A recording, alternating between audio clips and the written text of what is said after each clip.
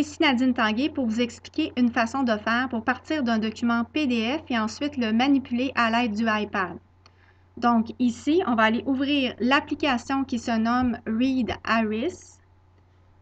Dans l'application, on va appuyer sur l'icône plus pour aller photographier le document. Donc je sélectionne prendre une photo.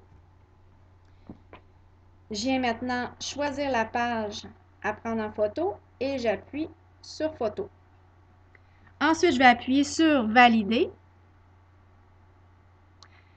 Je pourrais maintenant appuyer de nouveau sur le plus pour prendre davantage de photos. Quand c'est terminé, je vais maintenant appuyer en haut sur l'icône pour aller ouvrir toutes les pages que j'ai prises en photo dans l'application qui se nomme Claro PDF, une application très simple d'utilisation.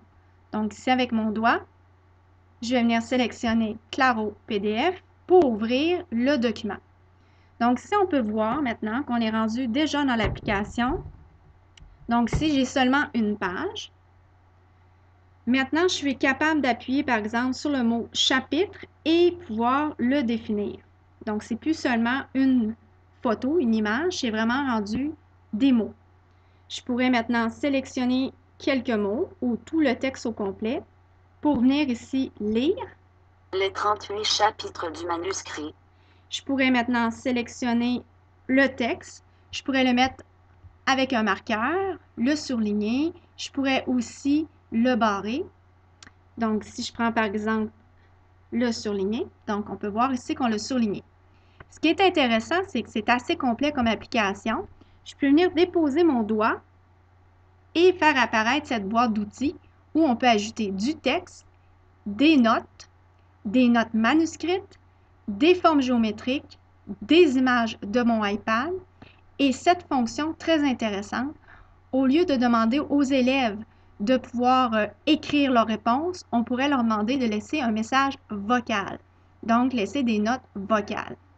Donc si je choisis texte, donc si je pourrais écrire par exemple la réponse, les pommes vertes, et déplacer mon texte, je pourrais sélectionner finalement tout le texte et aussi le faire lire. Les pommes vertes. Donc, si c'est mon iPad qui a pris la fonction pour pouvoir lire, je pourrais encore une fois sélectionner un mot et venir encore une fois le définir. Si je vais aller sélectionner, je peux laisser mon doigt encore une fois pour aller faire des formes.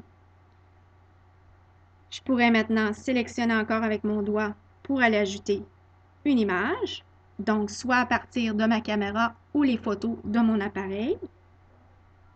Donc, si je viens sélectionner cette image, que je peux manipuler, bouger facilement, je pourrais maintenant ajouter avec mon doigt des notes manuscrites, mais ça, les notes manuscrites, on ne peut pas les faire lire. Donc, c'est assez complet comme fonction. J'aurais aimé ça vous montrer la fonction de notes vocales, mais vu qu'ici, je suis en transfert d'image, ça fait arrêter le processus d'enregistrement là, pour vous faire cette capsule. Donc, je ne peux pas vous le montrer. Donc, ici, on peut voir aussi qu'on peut faire lire tout le texte. Une dernière fonction très intéressante, c'est ici, on peut voir une flèche en bas où, en sélectionnant cette flèche, je vais pouvoir faire lire le texte et vous allez voir une petite bande jaune qui va aller d'un mot à l'autre. Donc, je vais venir sélectionner mon texte. Oups, mon texte. Et je vais appuyer ici, en bas. Ici T. 1. T. Donc, si j'ai mal sélectionné mon texte, c'est pour ça que j'ai de la difficulté. 7. Mais sauf que c'est une fonction très intéressante quand j'ai un long texte à lire. Il va aller lire rapidement tout le texte en justement mettant chacun des petits mots en jaune.